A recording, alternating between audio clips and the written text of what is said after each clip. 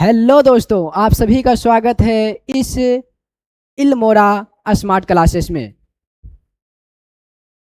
तो आप लोग कैसे हैं?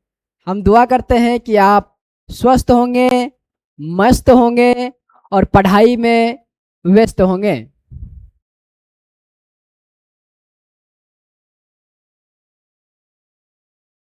तो हम प्रॉपर जो लेकर आए हैं एनसीईआरटी क्लास 6 से लेकर 10th तक के बेसिक फाउंडेशन,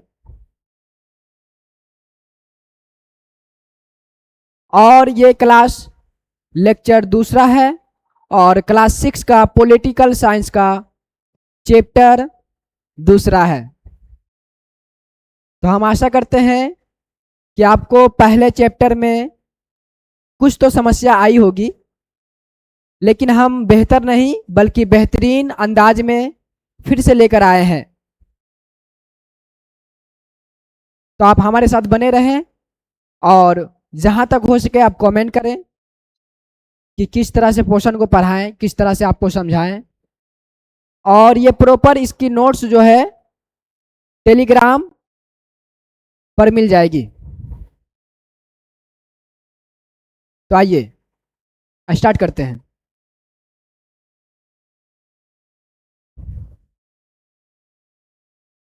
ये हमारा एनसीईआरटी 6 का है, एनसीईआरटी 6 का है और एनसीईआरटी 6 क्लास का है।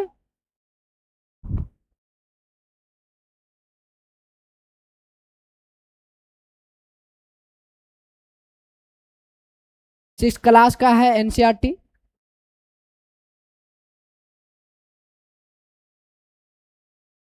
पॉलिटिकल साइंस का है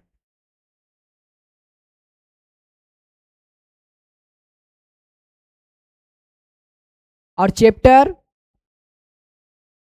सेकेंड है। पहले हमने बात किया था विविधता का, डायवर्सिटी का, और आज हम चैप्टर सेकेंड लेकर आए हैं क्लास 6 का एनसीईआरटी विविधता एवं भेदभाव। ये सेकेंड चैप्टर है विविधता एवं भेदभाव। विविधता एवं भेदभाव हम जानेंगे। पहले चैप्टर में हमने देखा था कि विविधता क्या है। तो विविधता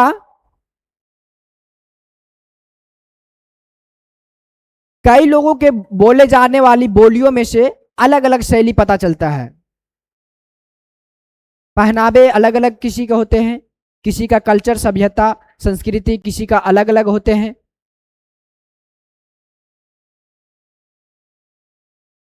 तो हमने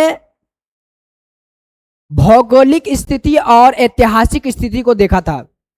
पहला चैप्टर को हम थोड़ा से रिवाइज करते हैं कि पहला चैप्टर में हम लोग पढ़े थे क्या? हम लोग पढ़े थे विविधता। विविधता डायवर्सिटी। इसमें हमने बात किया था, इसके लाभ के बारे में हमने बात किया था और कारण के बारे में बात किया था कि विविधता का कारण क्या है। तो हमने इसके कारण के बारे में चर्चा किए थे कि क्या कारण है विविधता का। विविधता का दो कारण हो सकते हैं, एक हो सकते हैं भौगोलिक और एक हो सकते हैं क्या हमारा, दूसरा हमारा हो सकते हैं ऐतिहासिक। हमने भौगोलिक स्थिति में हमने पाया था क्या कि भौगोलिक स्थिति में हमने एनसीईआरटी का एग्जाम्पल हमने लिया था लद्दाख का, लद्दाख का। और वही हमने ऐतिहासिक की बात करें तो हमने एनसीईआरटी में हम चर्चा किए थे किनका? तो केरल का। तो हम लद्दाख में देखे थे वो ठंडा मरुस्थल है, वहां का व्यवसाय यानी आजीविका जो चलते हैं वहां अपना जीवन जो चलाते हैं, भेड़ को पालते हैं, बकरी को पालते हैं, और भेड़ के बाल से ऊन जो बनता है, उस ऊन से पश्मीना शॉल बनाते हैं। पश्मीना शॉल बनाते हैं। पश्मीना शॉल बनाते हैं।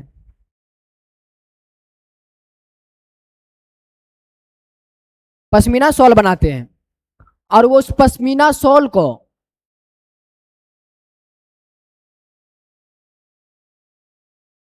पश्मीना शॉल को क्या करते हैं, उसे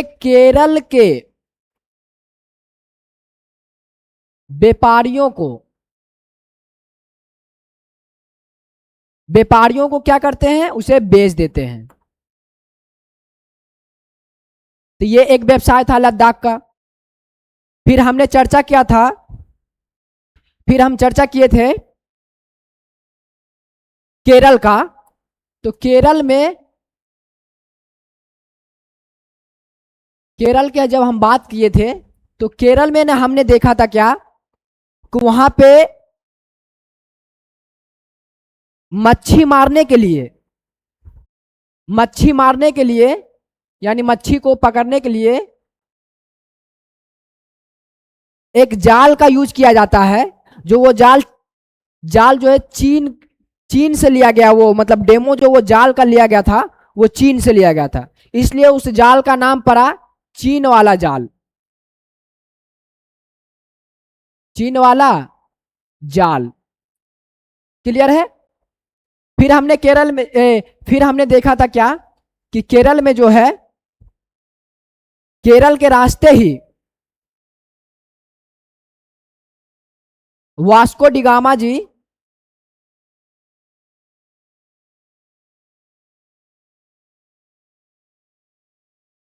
जहाज के रास्ते से, पानी वाले जहाज के रास्ते से भारत आए थे। और फिर हम बात करेंगे केरल का। तो केरल में हमने क्या देखा, कि यहां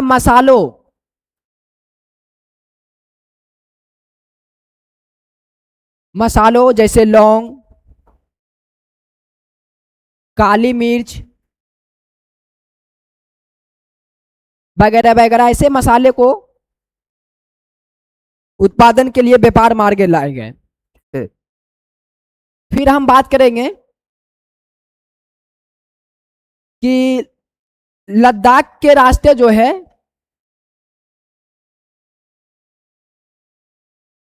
सबसे पहले अरब के व्यापारी अरब के अरब के व्यापारी जो लद्दाख के रास्ते जो अरब के व्यापारी जो है, सबसे पहले आए थे। और सबसे पहले जो आए थे वो इब्न बतूता थे। कौन थे?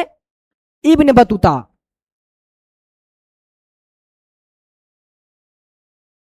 जो लद्दाख के रास्ते से आए थे, और वो 700 वर्ष पहले आए थे। तो संक्षेप में हमने यही सब देखा था। जो पश्मीना शॉल का यूज करते हैं लद्दाख में, जो बनाया जाता है पश्मीना शॉल, वो भेड़ के बाल से बनाया जाता है। तो उसका व्यवसाय मुख्य रूप से क्या है, भेड़ पालना, बकरी पालना, और भेड़ के बाल से एक ऊन तैयार करना, फिर उस ऊन से पश्मीना शॉल बनाना, जो बहुत महंगी होती है।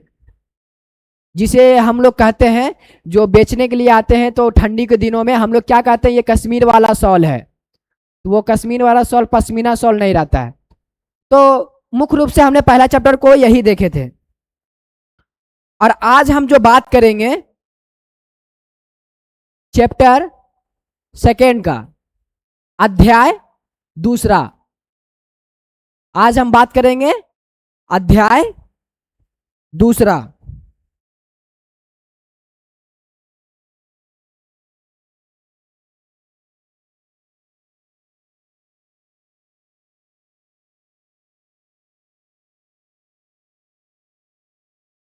तो हम क्या देखेंगे? विविधता एवं भेदभाव। क्या देखेंगे? विविधता एवं भेदभाव। तो India is a country of many diversity. Bharat में सर्वाधिक मात्रा में हम कह सकते हैं कि अत्यधिक मात्रा में विविधता की पहचान होती है। कोई अदर धर्म के लोग हैं तो उसके कल्चर, उसकी सभ्यता, उसकी संस्कृति अलग अलग होते हैं, उसका बोलने का तौर तरीका सब अलग होते हैं।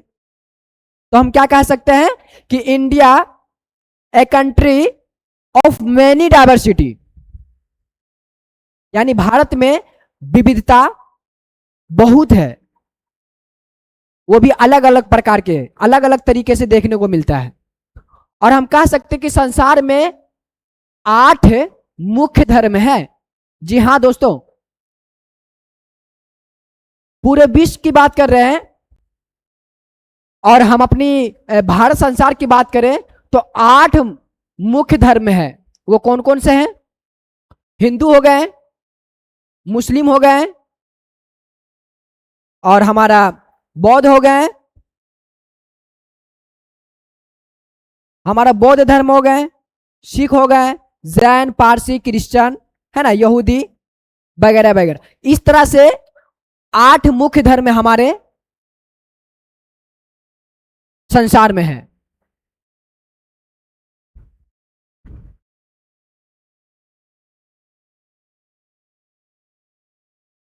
फिर हम बात करेंगे, सॉरी, कि संविधान में 4 नई भाषाओं को जोड़ा गया। यानी पहले 18 भाषा थे, लेकिन फिर 4 भाषा को ऐड किया गया, जोड़ा गया। वो 4 भाषा कौन कौन से हैं? तो बोरो, डोगरी, मैथिली और संथाली। ये 4 भाषा को हमारे संविधान में क्या किया गया? ऐड किया गया। ये पहले 18 थे हमारे भाषा, फिर 4 को जोड़ा गया। टोटल अभी भाषा जो हमारे संविधान में है वो टोटल 22 है। और ये 92 एक्ट, कॉन्स्टिट्यूशन एक्ट 2003 के एक्ट के तहत जो है ये 4 भाषा को ऐड किया गया, यानी जोड़ा गया। कौन कौन सा? तो 19वीं भाषा जो जोड़ा गया वो बोडो, असम के हैं। 20वां जो भाषा जोड़ा गया वो डोगरी, जो जम्मू कश्मीर के हैं।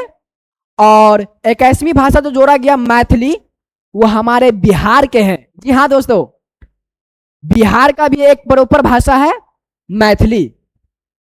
और फिर 22वां भाषा जो जोड़ी गई वो संथाली, जो झारखंड।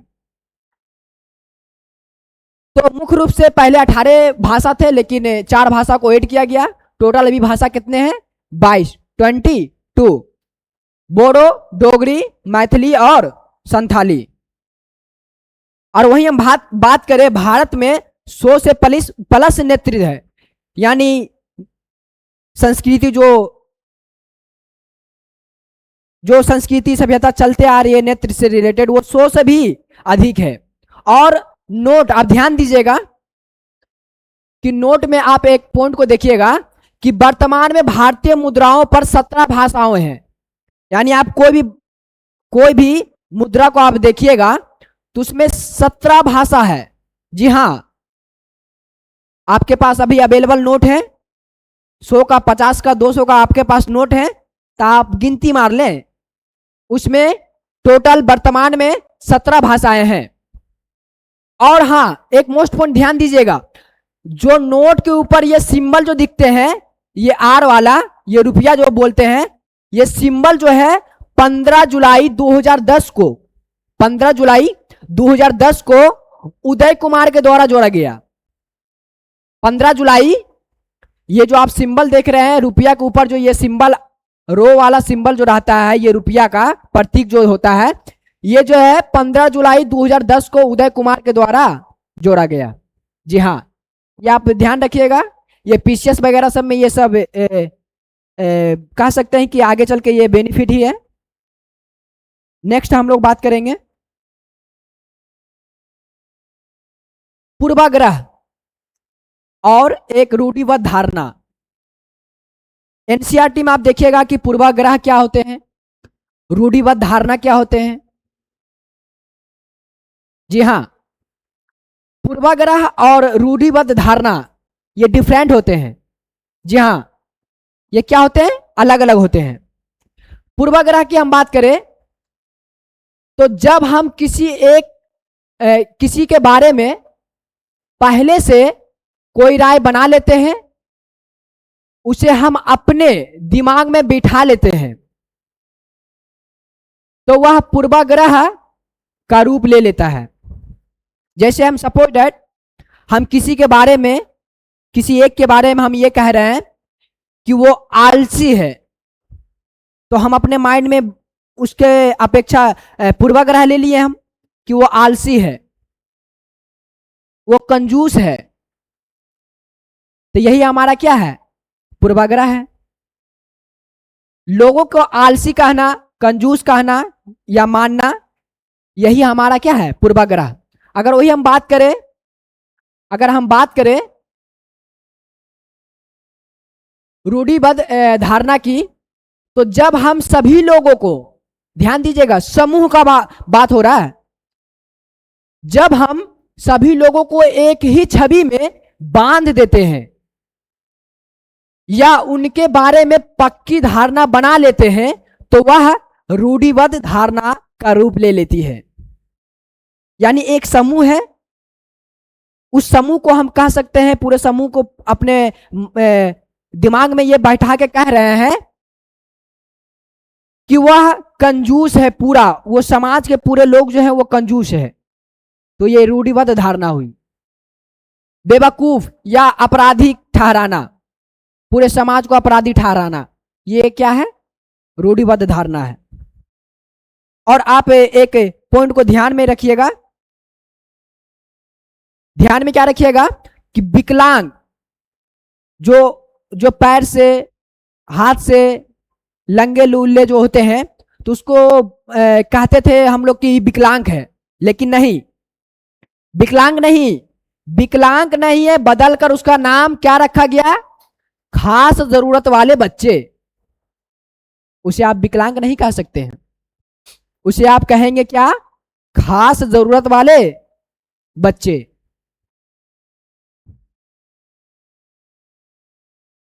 असमानता, वो भेदभाव, ये असमानता क्या होते हैं और ये भेदभाव क्या होते हैं, हम इसकी भी बात करेंगे। जी हाँ, तो ये असमानता, वो भेदभाव, इनइक्वालिटी, और हमारा जो ये असमानता का चर्चा हो रहा, तो भेदभाव तब होता है जब लोग पूर्वाग्रह आपको ऑलरेडी आपको बताए हैं कि पूर्वाग्रह क्या होते हैं, कि दूसरे के बारे में हम लोग राय बना लेते हैं कि वो कंजूस है, आलसी है, तो वही हमारा पूर्वाग्रह का रूप लेता है। तो क्या कह रहा है कि भेदभाव तब होता है जब लोग पूर्वाग्रह या रूढ़िबद्ध धारणा के आधार पर व्यवहार करते हैं। जी हाँ, अगर किसी के बारे में हम पूर्वाग्रह और रूढ़िबद्ध धारणा के आधार पर व्यवहार उसके साथ हम करने लगे, तो वही हमारा क्या है, वो समानता है। जैसे जब हमारा संविधान निर्माण नहीं हुए थे, तो वो जीविका जो कुछ इस तरह से थे कि बर्तन बनाना, कृषि करना, पढ़ाना, मछली पकड़ना, ये हमारा व्यवसाय थे। लेकिन लेकिन लेकिन आप ध्यान दीजिएगा, कचरा उठाना हो तो, बाल काटना हो तो, कपड़े धोना हो तो, साफ सफाई करना हो तो, इसे छुआछूत माना जाता था,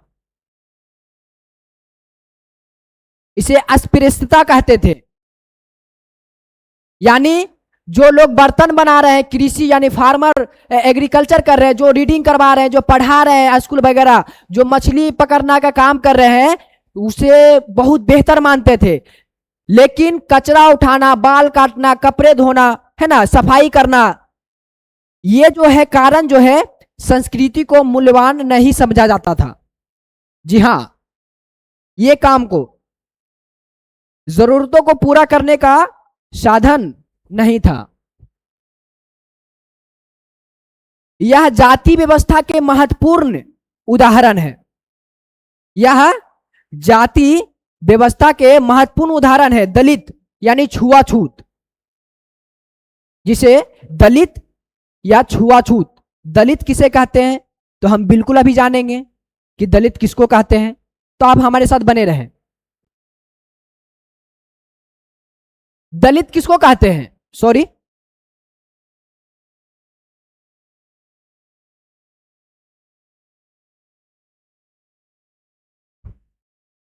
दलित किसको कहेंगे हम लोग?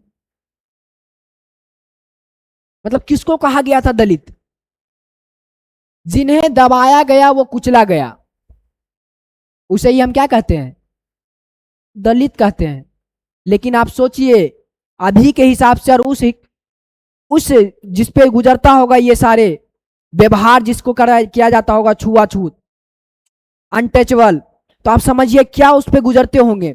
हमारे संविधान के जनक बाबा साहेब भीमराव अंबेडकर जी, जिन्होंने संविधान को लिख डाला, उसे छुआछूत कहते थे।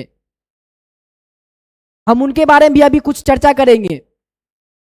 उन्हें दलित कहते थे, और वो इतिहास ऐसा लिख के चले गए कि हमारा लोकतंत्र जो चल रहा है, वही हमारा संविधान जो चल रहा है, उन्हीं का बदौलत चल रहा है। जो हम लोग अभी पूर्ण रूपेण आजादी से घूम रहे हैं, जो पूर्ण रूपेण हम कहीं पे भी साथ में मिलकर पढ़ सकते हैं, कहीं पे भी कोई भी जगह पे छूट है, हमारी कोई भी धर्म को मानने की स्वतंत्रता है, ये संविधान दिखाती है, संविधान बताती है, संविधान सिखाती है। ये उनके बदौलत ही हमें ये सब मिला, संविधान मिला, और उसे ही दलित कहा गया, अछूत कहा गया, अनटचेबल कहा गया। सामाजिक पूर्वाग्रहों, भेदभाव ने दलित लोगों को दबाकर रखा। समझ पा रहे हैं आप? समाज वाले लोग उस समय के हमारे भीमराव अंबेडकर जी को दबा कर रखते थे, और वो आज हमारा संविधान लिख डाला। दलितों लोगों को दबा कर रखते थे, और सरकार जो है, गवर्नमेंट जो है, अनुसूचित जाति के वर्ग में उन्हें रखते हैं, जिन्हें SC ST कहते हैं। यानी कह सकते हैं SC ST वाले वर्ग को अनुसूचित जनजाति के वर्ग में रखे गए हैं। जी हाँ, अभी हम जानेंगे कि भीमराव अंबेडकर जी का कुछ 2-3 बातें भी जानेंगे, समझेंगे। शॉर्ट में आपको ये नोट्स के NCERT को जो हम आपको शॉर्ट में पढ़ा रहे हैं, ये NCERT पूर्ण रूपेण अगर आप ये संस्था के माध्यम, इल्म और स्मार्ट क्लासेस के माध्यम से आप पढ़ लेते हैं, तो फिर आपको रीडिंग करने की कोई आवश्यकता नहीं है। जी हाँ,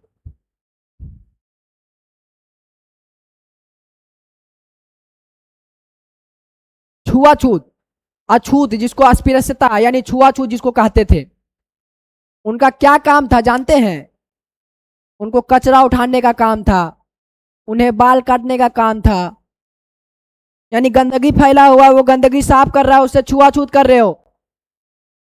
फ्लैग जो फैला सूरत में, वो फ्लैग जो फैला था वो गंदगी के वजह से ना, और उस गंदगी को साफ कर रहे हैं, उसे छुआछूत कहा गया था। अछूत किसको कहते थे? कि गांव के कुएं से पानी लाने नहीं देना, उन्हें गांव के कुएं से पानी लेने नहीं देता था। आप समझ पा रहे हैं? उन्हें मंदिर में प्रवेश करने की आजादी नहीं थी। जी हां, बिल्कुल, उन्हें मंदिर में प्रवेश करने की आजादी नहीं थी। और दूसरे जाति के बच्चों को बच्चे के साथ में स्कूल में पढ़ना भी नहीं देता था। उसका काम क्या था? कि कचरा उठाएंगे, मरे जानवर को उठाना, यही उनका काम था। समझ रहे? कचरा उठाना, मरे जानवरों को उठाना।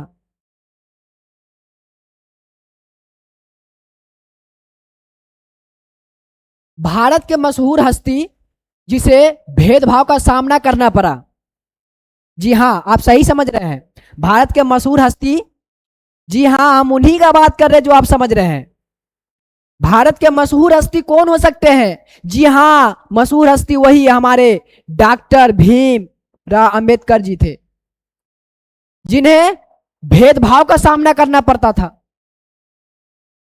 भीमराव अंबेडकर सर्वप्रथम 1901 में, जब वो 9 वर्ष के थे, जब वो 9 वर्ष के थे, समझ सकते हैं, जब वो 9 वर्ष के थे तो उन्होंने जाति व्यवस्था पर आधारित भेदभाव को देखा। जब वो 9 वर्ष के थे भीमराव अंबेडकर, तब उन्हें जाति व्यवस्था के आधार पर उन्हें भेदभाव को देखने को मिला। और सन 1891 में इनका जन्म हुआ था और इनका निधन 1956 में हुआ।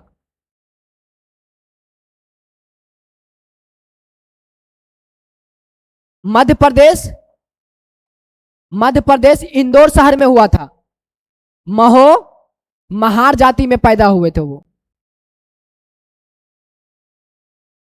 भारतीय संविधान के पिता भी इन्हें कहा जाता है और दलितों का नेता इन्हें ही कहा जाता है, भीमराव अंबेडकर को ही। और पत्नी, इनके फर्स्ट पत्नी रामाबाई, जो सामाजिक कार्यकर्ता थी। भीमराव अंबेडकर के पहली पत्नी जो थी उसका नाम रामाबाई, जो सामाजिक कार्य करता थी। अपनी जाति के पहले व्यक्ति हैं जो कॉलेज की पढ़ाई की और कॉलेज की पढ़ाई पूरी कर कर वो वकील बने। कॉलेज की पढ़ाई पहली वो व्यक्ति थे भीमराव अंबेडकर जी, जो वो अपने कॉलेज की पहली पढ़ाई कर कर वकील बनने के लिए इंग्लैंड गए।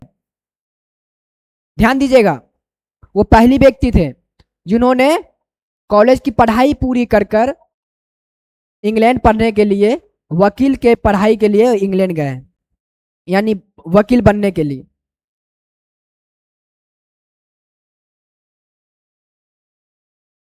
ऐसा धर्म जो सब समान निगाह से देखा, वो बौद्ध धर्म को अपनाया, यानी फिर वो जो है बौद्ध धर्म को अपनाए।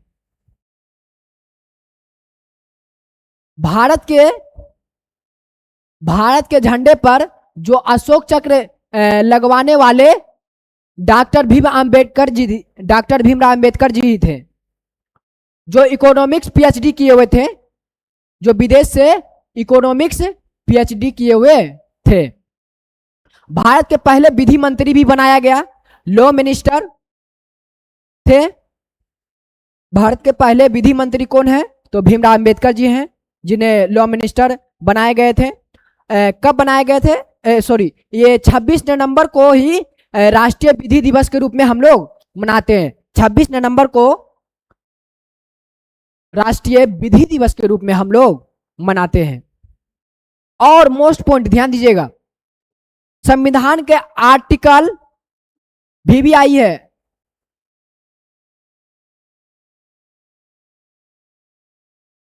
कि संविधान के आर्टिकल 32 यानी आर्टिकल 32 को संविधान की आत्मा कहा जाता है। आपसे पूछेगा कि संविधान की आत्मा कितने आर्टिकल को कहे जाते हैं, कौन से आर्टिकल को? तो आप ध्यान रखिएगा 32 यानी 32 में आर्टिकल को ही हम लोग संविधान का आत्मा कहते हैं। और 1990 में भारत रत्न से सम्मानित किया गया। 1990 में भारत रत्न से सम्मानित किया गया। वो 32 डिग्रियों के साथ 9 भाषा के जानकार थे। आज हम लोग इंग्लिश क्या बोलने लगे और हिंदी बोलने लगे, तो हिंदी इंग्लिश बहुत भाषा जानने लग लो, तो बहुत फारसी बोला हो, फारसी जान के तो फारसी बोला हो। और उस समय हमारे भीमराव अंबेडकर जी 32 डिग्रियों के साथ 9 भाषाओं के जानकार थे। जी हाँ, 9 भाषाओं के जानकार थे। और समानता के लिए संघर्ष किए। जी हाँ, संघर्ष किए, समानता के लिए वो संघर्ष किए, इक्वालिटी के लिए उन्होंने संघर्ष किए, समानता के लिए। ब्रिटिश शासन जो करते थे उनसे आजादी के लिए संघर्ष किए। आजादी के लिए ब्रिटिश शासन से आजादी के लिए वो संघर्ष किए और जाकर तब समानता के व्यवहार मिला। जी हां, तब जाकर मंदिर में प्रवेश करने की दलितों को आजादी मिला, तब जाकर महिलाओं को शिक्षा का अधिकार मिला। समझ पा रहे हैं? मंदिरों में उसे रोका जाता था, मंदिर में जाने की आजादी नहीं थी, लेकिन मंदिरों में आजादी मतलब मंदिर में प्रवेश करने की दलितों को आजादी दिलाने वाले हमारे बाबा साहेब भीमराव अम्बेडकर थे। महिलाओं को शिक्षा का अधिकार देने वाले भी हमारे संघर्ष नेता भीमराव अम्बेडकर जी थे। अब प्रत्येक व्यक्ति को समान अधिकार अवसर प्राप्त करने की भी आजादी मिली। धर्म का पालन करने की, अभिव्यक्ति, त्योहार मनाना आजादी मिली। हर एक त्योहार को मना सकते हैं, इनकी आजादी। और विविधता की इज्जत करना, यानी हम लोग धर्म को मानते हैं तो दूसरे कोई और धर्म को मानते होंगे, तो इनकी पूर्ण रूपेण आजादी मिली। और हाँ, भारत हमारा क्या है, कैसा धर्म है? तो भारत हमारा धर्म निरपेक्ष है दोस्तों। भारत हमारा धर्म निरपेक्ष है। भारत हमारा धर्म निरपेक्ष है, यानी लोग बिना भेदभाव के अपने धर्म का पालन करें, यानी किसी भी भेदभाव के अपने अपने धर्म का पालन कर सकते हैं और एकता के रूप में देखा जा सकता है, यानी सबको समान निगाहों से देखा जा सकता है। हम इकट्ठे रहते हैं फिर भी एक दूसरे की इज्जत करते हैं। यही हमारा डाइवर्सिटी का पहचान है कि कोई दूसरे धर्म को मानना, किसी का कल्चर, किसी का सभ्यता अलग अलग है, संस्कृति सभ्यता, लेकिन सब क्या है, एक दूसरे से मिलकर रहते हैं, एक दूसरे की इज्जत करते हैं। और नोट में आप ध्यान रखिएगा, मोस्ट पॉइंट है पूना पैक्ट। ये सन 1932 में गांधी जी और भीमराव अंबेडकर जी के साथ ये पूना पैक्ट हुई थी। और अंबेडकर जी का उद्देश्य क्या था? अंबेडकर जी का उद्देश्य था कि अंबेडकर जी का मांग था कि आजादी के बाद शुरुआती 10 सालों तक विधानसभा में SC ST के लिए सीट आरक्षित हो। यानी पूना पैक्ट जो हुई 1932 ईस्वी में गांधी जी और हमारे बाबा साहब भीमराव अम्बेडकर के बीच, तो हमारे बाबा साहब भीमराव अम्बेडकर जी कहते हैं कि आजादी के 10 साल बाद SC ST का अधिकार हो। किसमें? विधानसभा में SC ST का अधिकार हो, SC ST का अधिकार हो। तो हम आशा करते हैं कि क्लास 6 का NCERT आप चैप्टर 2 और पहला और दूसरा दोनों चैप्टर को आप बेहतरीन से समझ गए होंगे। तो आप पूर्ण रूपेण हमारे साथ बने रहें। कुछ इसी अंदाज में हम आप लोग के बीच बार बार लेकर आएंगे। तो आपका मन है सब्सक्राइब करने तो सब्सक्राइब कीजिए, नहीं तो नहीं कीजिए। अगर कीजिएगा तो बेल आइकन दबाइए, तभी ना आप दोबारा हमारे वीडियो को देख पाइएगा। अगर नहीं कीजिएगा फिर भी बेहतर है, लेकिन आप वीडियो को देखिए और अपने माइंड के हिसाब से कमेंट कीजिए कि क्या होनी चाहिए। अगर आप इसका लिंक लेना चाहते हैं, यानी इसका प्रॉपर नोट्स लेना चाहते हैं, अगर इसका नोट्स लेना चाहते हैं, यानी इसका नोट्स लेना चाहते हैं, यानी PDF लेना चाहते हैं, तो PDF आपको टेलीग्राम पर मिल जाएगी, टेलीग्राम पर मिल जाएगी, जिसकी डिस्क्रिप्शन में लिंक दी जाएगी। अगर आप हमारे साथ व्हाट्सएप नंबर लेना चाहते हैं तो हमारा व्हाट्सएप नंबर है 6204123319। आप व्हाट्सएप कर सकते हैं, वहां से भी आपको हम PDF अवेलेबल करा देंगे, हमारे टीम PDF अवेलेबल करा देंगे। तो इसका लिंक है डिस्क्रिप्शन में, तो आप वहां से जाएं और नोट पाएं।